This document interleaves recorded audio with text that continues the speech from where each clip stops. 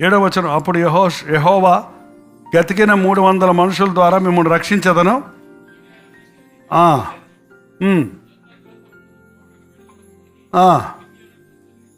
వెళ్ళిపోవచ్చు, మీరు వెళ్ళిపోవచ్చు.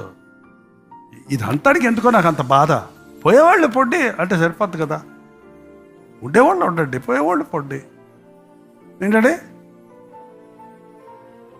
ఆదివారం ఆరాధనకు వచ్చిన వాళ్ళు కొంచెం ఆలస్యమైతే తొందరగా ముగించండి.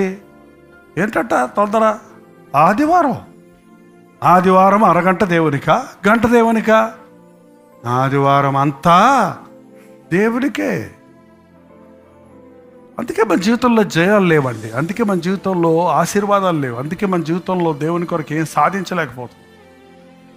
300 మందిని చాలు, 300 మందిని ఎన్నుకున్నాడండి. దేవుని దగ్గర ఒక ప్యాటర్న్ ఉంది, ఒక ప్రణాళిక ఉంది. సేవ చేయటం అంటే ఏదో గబక్కడ ఒక పాట ఎత్తుకొని పాడేయటం, ఒక వాక్యం తీసుకొని చెప్పేయటం, తలంచినప్పుడే తాత పెళ్ళని ఏంటంట, తలంచినప్పుడే గబక్కడ ఏదో వస్తే సేవ చేయటం, గబక్కడ వస్తే మూలపడటం, చేస్తే చేయటం, లేకపోతే మానటం. ఒక ప్రణాళిక లేకుండా, ఒక సిద్ధపాటు లేకుండా, ఒక టీం వర్క్ లేకుండా సేవ చేయటం కుదరదు. సేవ అనేది ఒక దేవుని ప్రణాళికను ముందు ఎరగాలి. దేవుడు ఖచ్చితంగా చెబుతాడు. ప్రతిరోజు దేవుడు తన ప్రణాళికను కలిగి ఉన్నాడు మనందరి కొరకు. సేవకుల కోసమే కాదు నేను చెప్పేది, ప్రతి విశ్వాసి కొరకు. ముఖ్యంగా మీరు గుర్తిస్తారు విశ్వాసులైతే, అవిశ్వాసులకు అర్థం కాదు. ప్రకృతి సంబంధమైన మనుషులకు దేవుని కార్యాలు అర్థం కావు. బట్ ఆత్మ సంబంధమైన వారు దేవుని మనసును ఎరుగుంటారు, దేవుని స్వరం వింటుంటారు. అందుకే పొద్దున్నే బైబిల్ చదవండి, పొద్దున్నే బైబిల్ వాక్యం ధ్యానించండి, ప్రార్థించండి. దేవుని చిత్తం తెలుస్తుంది ఈ రోజులో ఏం చేయాలి. ప్లానింగ్ లేకుండా నేను పనిచేస్తే అసలు ఏం చేయలేమండి. ఒక్క మనిషిని ఇన్ని టీవీ ప్రోగ్రామ్స్, ఇన్ని ఎక్స్ట్రా వర్క్స్, మీకు మిమ్మల్ని గురించి రాత్రులు పగలు ప్రార్థించటం, ఇవన్నీ చేయాలంటే అవ్వదు. నా దగ్గర ఉన్న టీమును మెయింటైన్ చేయటం, సంఘాన్ని కాయటం అంత సులభమైన పని కాదు. దేవుని ప్రణాళిక ప్రకారంగా పోతున్నాం కాబట్టి, ఆయన తోడున్నాడు కాబట్టి సాధ్యమవుతుందండి. దేవుడు తోడుంటేనే చేయగలం. పౌలు అన్నాడు, నేను క్రీస్తుని వెంబడించున్న ప్రకారం మీరు నన్ను వెంబడించండి. అదండి నీ సాక్ష్యం, అట్లా ఉండాలి. నువ్వేం చేసావో అదే చేస్తారు నీ అనుకున్నోళ్ళు, నేను వెంబడించేవాళ్ళు. నువ్వేం చెప్పావో చేయకపోవచ్చు, కానీ నువ్వేం చేసావో అదే చేస్తా. నేను చెప్పింది చెప్పినట్టు చెయ్యాలి. ఒకేసారి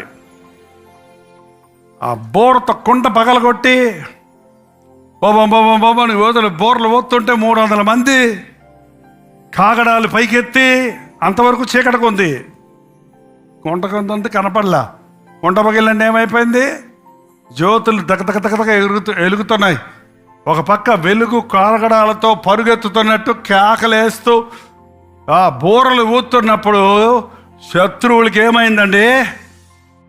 దడబుట్టి పరుగులే ఒరే 3 పక్కలు కనపడుతున్నారు. ఇటు వస్తున్నారు, ఎటు పోవాలి తెలియదు వాళ్ళకి. ఇంకా అద్భుతాలు చేసే దేవుడు అండి. మన గొప్పతనం అక్కర్ల, మన బలం అక్కర్ల, మన జ్ఞానం అక్కర్ల. దేవుడు చెప్పింది, దేవుని జ్ఞానం ఇది. మొత్తం పరిగెత్తారండి 300 మంది.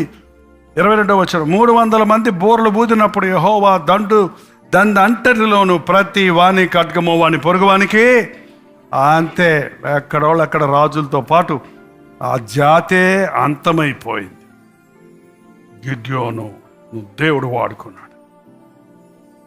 ఆ సాతాను శక్తులను, దురాత్మల శక్తులను, ఆటంకపరిచే ఆత్మలను మనం ఎదుర్కోవాల్సిందా ఇదండి. మనకు డెడికేషన్, సమర్పణ ఉండాలి, సమయస్ఫూర్తి ఉండాలి. ముఖ్యంగా అన్నిటికంటే ఎక్కువ కష్టాన్ని, శ్రమను భరించాలి, బాధ్యత భరించాలి, బాధ్యత తీసుకోవాలి. సగంలో కొండ వదిలిపెట్టి వెళ్ళకూడదు, సగంలో బోర్ వదిలిపెట్టి వెళ్ళకూడదు, సగంలో నా చేత కాదని చేతులు ఎత్తేయకూడదు.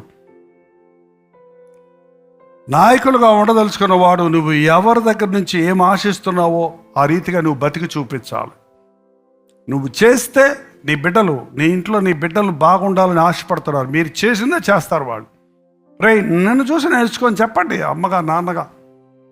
మీరు మీ బిడ్డలకు మాదిరిగా ఉండండి. అందుకనే బిడ్డలు పుట్టిన తర్వాత కూడా కేర్లెస్గా ఉండే పేరెంట్స్ మీ బిడ్డలను దేవుని కొరకు సంపాదించలేరండి.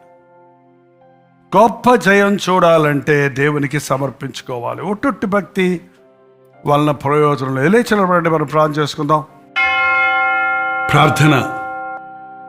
పరిశుద్ధుడా, ప్రేమగల తండ్రి, మా హృదయాలని సరదులో కొమ్మరిస్తున్నామయ్యా.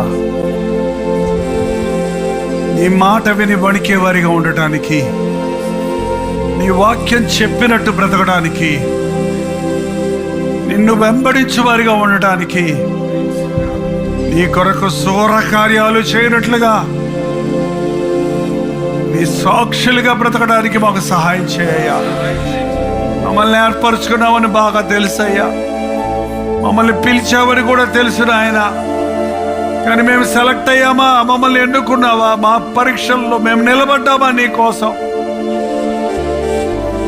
యోసేపును పరిశోధించి పరిశోధించి పరిశోధించి నీవు హెచ్చించినట్లుగా పరిశోధనలకు నిలబడి వారిగా, శరీరాశ నేత్రాశ జీవపు డబ్బాలు జయించినట్లుగా మాకు సహాయం చేయ్యా.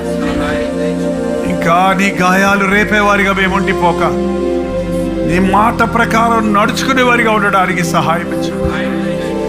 లోక ఆశల నుంచి విడిపించిన ఆయన శరీరే